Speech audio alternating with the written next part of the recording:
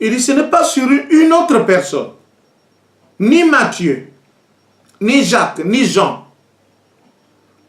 ni Luc. Il dit, c'est sur toi. Parce que je sais que le travail que toi tu sais faire, toi, tu seras capable.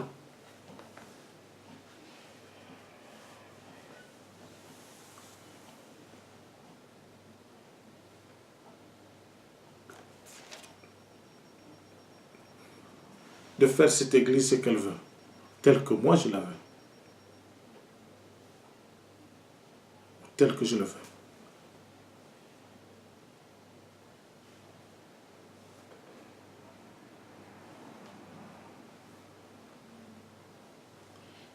Car la raison c'était quoi? C'est que les gens mouraient. Et les gens mouraient. Et le Seigneur ne voulait pas. En aimant, sa mission, c'était d'éviter que les gens ne meurent encore. Les gens mouraient tellement. Les hommes étaient dans l'iniquité. Les hommes faisaient des choses de leur propre foi, pas la foi en Christ ou en Dieu. Il est arrivé pour nous montrer, leur montrer que ce que vous étiez en train de faire n'était pas bien. Pour que vous puissiez vivre, regardez ce que je vais vous montrer et la manière à le faire. Mais celui qui va vous guider dans cette mission, celui qui va vous paître, c'est Pierre. Et Pierre avait mission, donc, de conduire cette église, ce ministère, après que Christ ait quitté la terre. Parce qu'il savait qu'avec lui, Pierre était capable de s'opposer à qui que ce soit. Et la Bible ne nous trompe pas que lorsque le Seigneur a été arrêté, Pierre avait un couteau, il a sorti, il a coupé même l'oreille de ce qu'on appelle d'un soldat romain.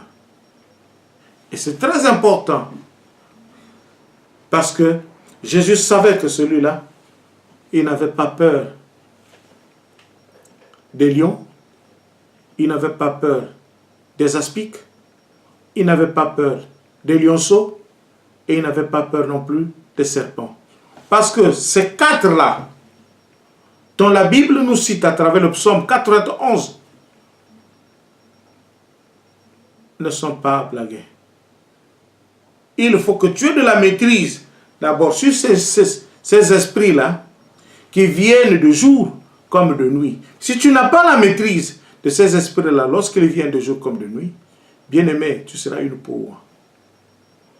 Et pour éviter d'être une proie, il faut que tu sois sage, intelligent et qui, évidemment, qui a le souci du travail pour lequel Dieu lui a donné.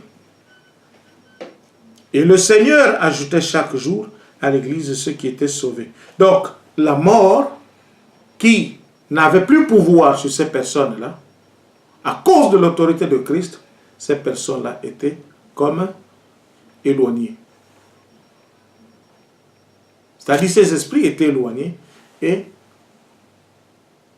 le Christ ajoutait ces personnes-là où? Dans l'église. Bon, mais maintenant, si tu as quelqu'un que tu ne peux pas traiter, qu'est-ce qu'il se fera? Tu vas l'amener où? À l'hôpital. Or, toi qui es dans l'église, tu as le pouvoir de traiter cette personne-là. Et dans Actes des Apôtres, le chapitre 20, verset 28, nous dit ceci: prenez donc garde à vous-même et à tout le troupeau sur lequel le Saint-Esprit vous a établi évêque pour paître l'église de Dieu qu'il est acquise par son propre sang. Dieu, Jésus-Christ est acquise cette église en versant son sang. Pas pour que cette église soit une église déshonorée, c'est-à-dire sans organisation. Or, son église, pour laquelle son sang a coulé, a besoin d'une organisation bien faite. Alors, l'église, donc par définition, en tant que communauté de fidèles communauté de chrétiens formant un corps social hiérarchiquement organisé, institué par Jésus-Christ et ayant foi, c'est-à-dire pour ceux ayant foi en lui. On voit donc, dès l'instant où il commence à remplir publiquement sa divine mission, c'est-à-dire Jésus-Christ, il annonçait qu'il fondera une église, une véritable société, et bientôt après effectuer sa promesse en communiquant à ses apôtres, et principalement au premier d'entre eux, le pouvoir qu'il avait reçu de son Père.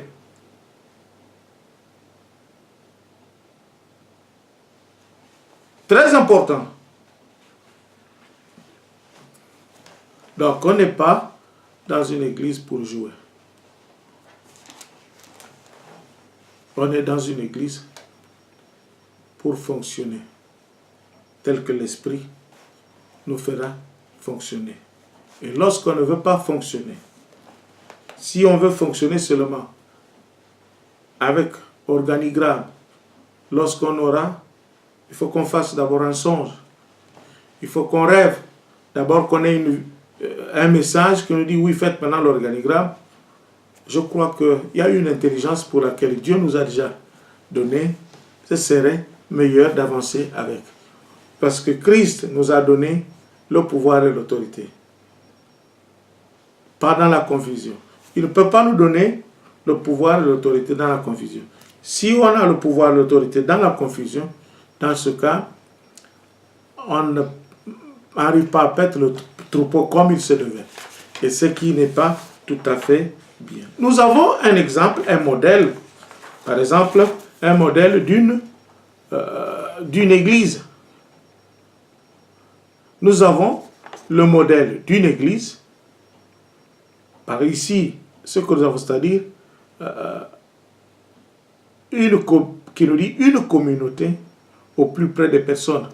Donc, en mots, l'église peut être aussi définie comme étant une communauté au plus près des hommes.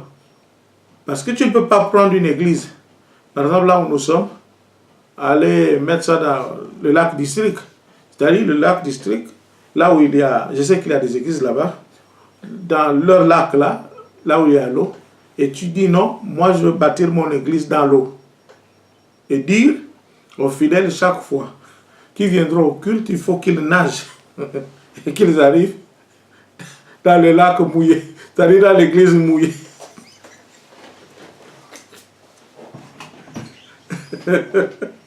Non, ça ne peut pas se faire. Donc, une communauté au plus près des personnes. Donc notre communauté, quelle que soit la communauté dont tu fais partie, nous avons une communauté qui est une église proche des hommes, au plus près des personnes. Pourquoi pas au plus près des animaux? Parce que nous, on n'allons pas prier pour les animaux. Pourquoi pas une communauté au plus près des insectes? Nous n'allons pas prier les insectes. Je n'ai jamais vu, c'est vrai que même s'il y a, je n'ai pas encore lu ça quelque part. Qu'on me dise que, qu'on écrive que cette zone-là, elle est reconnue par l'organisation, une organisation internationale, et qui protège les insectes, qui protège même les moustiques. Il n'y en a pas. Il n'y a que les hommes. Donc, au plus près des hommes, c'est pour évidemment aider ces hommes-là, qui ont besoin de nous. Et ce travail ne doit pas se faire par l'homme de Dieu seul. L'homme de Dieu doit être soutenu. Il doit avoir d'autres personnes à ses côtés. Sinon, il risque de ressembler à Jéthro, qui est allé dire cela à Moïse, qui n'est autre que la personne qui devrait apprendre tout cela. Donc Jéthro, évidemment, a accompli sa mission qui était bonne, qui n'était pas mauvaise. S'il ressemblait à Jéthro, oui, c'est bien. Mais celui-là ressemblerait donc à qui? À Moïse dans les débuts. avant que Jétro n'arrive. Or, de ce temps, de notre temps, nous n'avons pas besoin de Jétro, plutôt de Moïse dormant. Nous avons besoin de Moïse éveillé. Alors, une communauté au plus près des personnes. Nous avons emprunté cela de la paroisse Saint-Luc, Saint-Louis de Montfort. Et c'est ce que j'ai ici. Saint-Luc, Saint-Louis de Montfort. Je vais vous les relire comment est-ce que cette paroisse fonctionne. Et ceci, ils l'appellent encore, ils appellent cela l'émission de la paroisse. C'est-à-dire l'émission de la paroisse. Qu'est-ce qu'il y a comme mission de la paroisse? Il y a l'annonce de l'évangile et la proposition de la foi. La foi se propose, elle ne s'impose pas. Donc quand tu vas exhorter quelqu'un, tu ne vas pas lui imposer ce que toi tu dis, en lui disant que forcément c'est ce que tu dois apprendre. Tu lui expliques dans la douceur que je pense que ce que je te dis, c'est bien, mais si tu trouves que tu as des difficultés à pratiquer cela, reviens vers moi, ou encore appelle-moi, je reviendrai te dire la manière dont il faudra faire. C'est vrai qu'au début c'est difficile, mais avec le temps, tu pourras facilement t'habituer. Donc, il y a l'annonce de l'évangile et la proposition de la foi. Il y a la louange de Dieu par la prière commune et la célébration de l'Eucharistie. Il y a le service de tous et spécialement des plus démunis. Donc, il y a quoi? Vous voyez, tout ceci et tout cela, ce sont en un mot les missions assignées par chaque département. Ici, là, vous pouvez voir qu'il y a un groupe de personnes qu'on nous présente comme étant à la hauteur, comme étant, je dirais, la tête qui dirige cette paroisse. Tous sont là. Ils ont quoi? Ils ont quoi comme département? Il y a le conseil pastoral paroissial qui est représentatif de l'ensemble de la paroisse, qui discerne les besoins et propose des orientations. Donc, on a besoin, dans une église, un conseil pastoral paroissial. C'est très important. Et en second, une équipe d'animation paroissiale. C'est-à-dire que c'est aligné, tous ces départements sont au même niveau. Ils sont au même niveau. Il n'y a pas, comme qui dirait, une priorité à cela. Puisqu'il y a, oui, il doit avoir des priorités, mais les départements tels que nous les avons ici, ils sont alignés. Il y a au centre, à gauche et à droite. Donc, à droite, c'est ce que je vous ai lu tout à l'heure. Au centre, il y a l'équipe d'animation paroissiale. Organise la vie paroissiale en accord avec les orientations du diocèse et les préconisations de 2 conseils. Et le chef de cela, c'est l'évêque qui est responsable du diocèse. Il y a l'autre département qu'on appelle le conseil aux affaires économiques paroissiales, c'est-à-dire qui gère la vie financière de la paroisse. Donc, une église, lorsqu'elle fonctionne, il y a toujours ce qu'on appelle, lorsqu'elle fonctionne, il y a, par exemple, le dimanche, lorsqu'il y a se rendre à l'église, il faut qu'il y ait un protocole. Lorsque vous recevez de nouveaux fidèles, ou encore même les anciens fidèles, vous avez une bonne manière à les approcher. Lorsqu'ils arrivent, et surtout les nouveaux convertis, que vous venez d'avoir dans la foi, que vous n'avez pas forcé, qui ont accepté ce dont vous leur avez dit.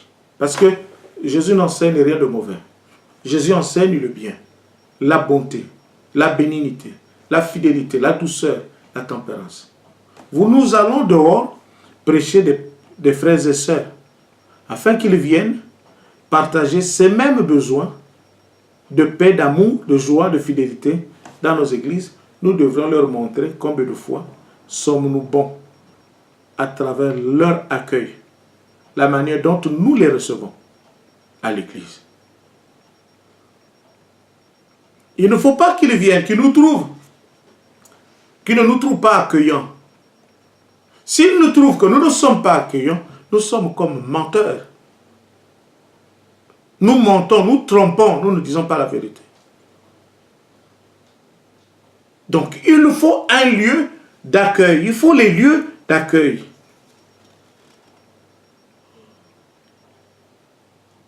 Il faut montrer aux nouveaux venus que, en cas d'emergency ou en cas d'urgence, la porte de sortie qui sera utilisée sera celle-ci. Les toilettes se trouvent de ce côté.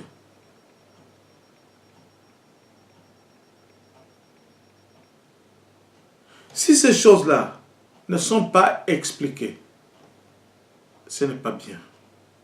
On peut avoir dans le tas de nouveaux venus un homme de Dieu et qu'on ne connaît pas, mais qui veut nous visiter. Or, ceux-là, ils ont leur place, par exemple, qui leur sont réservées. Là, ils doivent s'asseoir.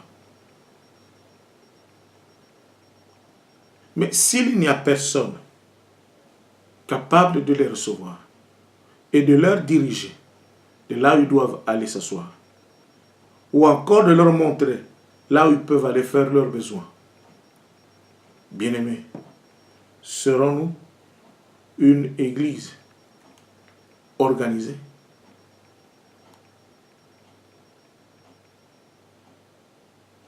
Il y a la liturgie, préparer, chanter, louer, fleurir. La préparation du baptême pour les enfants.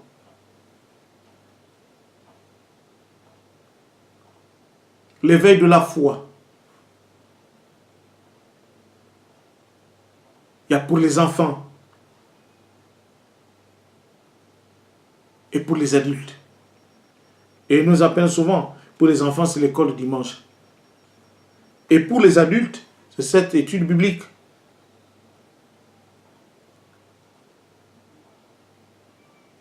Il y a la préparation à la confirmation. Il y a le pastorat de la santé, pastorat des funérailles. Ça existe. En cas de décès, ceux-là vont intervenir en ceci, en cela. En cas d'un problème de santé, ceux-là sont organisés pour aller prier pour telle soeur ou tel frère. Et le pasteur seul ne peut pas aller pour éviter à ce qu'on n'imagine pas beaucoup de choses sur ce qui peut être raconté contre le pasteur. Or, le pasteur a besoin de se faire accompagner, soit par un frère ou par un collègue.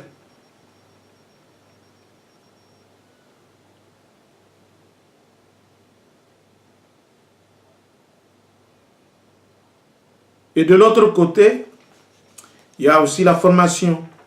Donc des formations au fil de la vie pour les adultes. Il faut former. On a besoin des choristes. On a besoin des modérateurs. On ne peut pas avoir toujours les mêmes personnes. Revenir, faire le travail. Non, il faut diversifier. Il faut motiver les autres à venir faire quelque chose. Ceux qui doivent le faire doivent être aussi enseignés. Ce n'est pas un travail d'une seule personne. Tu vas t'accaparer de tout. Il y a l'orgueil qui rentre maintenant à la personne. Et l'orgueil détruit. Pierre n'était pas orgueilleux. Pierre était orgueilleux parce que lorsqu'on est venu arrêter Jésus-Christ, il a trouvé que lui de la chair, évidemment, c'est ça le problème. En chair, Jésus-Christ était réellement au sommet de tout. Il s'est dit, On ne peut pas l'attaquer tant que je suis là. Ça, c'est ce que Jésus-Christ savait de Pierre. Que physiquement, Pierre était déjà quelqu'un de très, très bien formé. Mais il lui manquait quelque chose encore. C'était la foi. Parce que le maître dit lui-même, Pierre, Pierre, Satan t'a réclamé. Évidemment, Satan avait réclamé Pierre parce qu'il savait que Pierre n'avait que la force. Et Jésus ne voulait pas que Pierre utilise cette force-là pour aller prier pour les fidèles. Sinon, il pouvait dire, toi tu n'écoutes pas ce que je dis, allez, il te tape. Il voulait à ce que Pierre utilise cette force, qu'elle devienne une force spirituelle pour frapper les démons, frapper les totems, frapper l'idolâtrie, frapper la magie, frapper la sorcellerie, frapper les envoûtements, frapper les querelles, frapper les divisions. Si tu as cette force, les gens comme des boxeurs qu'on a vu, le Mike Tyson. Mike Tyson qui te prenait en un rien de temps, on programme le combat en quelques secondes, comment on appelle son adversaire est à terre, KO. Maintenant, imaginons-nous qu'il soit Jésus-Christ de Nazareth. Juste un exemple, il ne faut pas lui faire de problème. Qu'il soit Jésus-Christ de Nazareth, comme il est musulman, qu'on parle d'Allah. Que lui, qu'on lui dit, lui, il prie. C'est-à-dire, le pouvoir, la puissance qu'il avait, en tant que boxeur, qu'il a pratique maintenant dans la prière. Qui peut se tenir debout. Qui peut se tenir debout.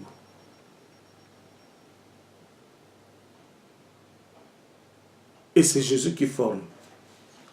Donc, les formations sont très importantes, elles sont utiles pour les adultes et pour les enfants. Il y a les services. On ne peut pas être dans un bâtiment sans qu'il y ait un service de nettoyage, d'entretien et de communication.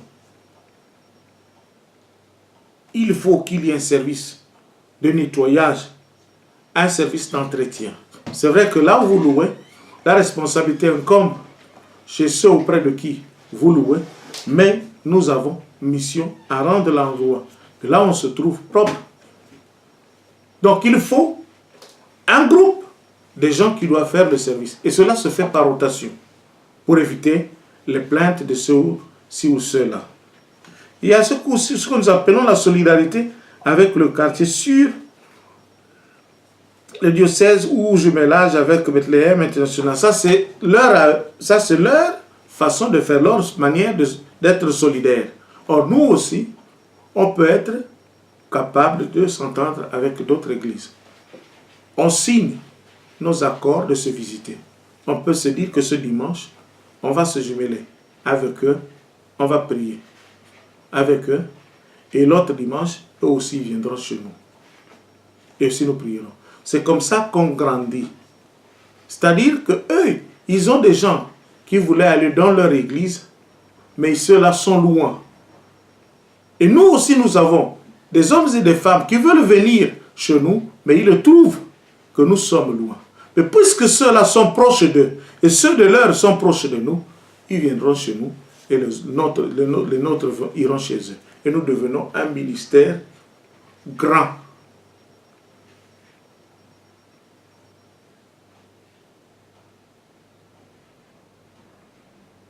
Et d'autres activités.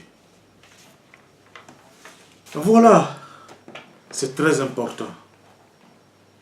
Si nous ne prenons pas ce qui est fait dans les normes par les autres, quand tu copies quelque chose de ce genre-là, ce n'est pas mauvais. J'ai toujours dit, si on a un chef d'État qui a appris en Angleterre, qui a regardé les routes en Angleterre, comment est-ce qu'elles sont faites, les motorways, c'est-à-dire les grandes voies, là. Tu as 3 à gauche, 3 à droite. Et si tu vas chez toi, en Afrique, tu ne fais que une à gauche, une à droite, tu n'as pas bien vu. Si tu as vu les autres faire 3 à droite, 3 à gauche, toi tu as le pétrole, tu as le bois, tu as le manganèse, tu as le ciment, tu as tout ce qu'il faut. Tu peux faire. Et moi je ne dis pas, c'est vrai, on peut dire mille et une choses qu'ils sont allés chercher chez nous. Nous aussi, nous sommes venus chercher. Le savoir, on n'est pas venu étudier seulement par le plaisir d'étudier. Quand tu es venu étudier, tu as appris quelque chose de très bien. Et tu peux aller la pratiquer chez toi. Mais si tu te limites, dans ce cas, tu n'aimes pas ta nation. L'organigramme, bien structuré, fait réussir. Bien aimé, c'est le message de ce soir qu'il fallait se partager, qui a pour thème l'organigramme d'une église. Merci d'avoir été avec nous. Je vous souhaite de passer une soirée agréable. Et à la prochaine. Bye.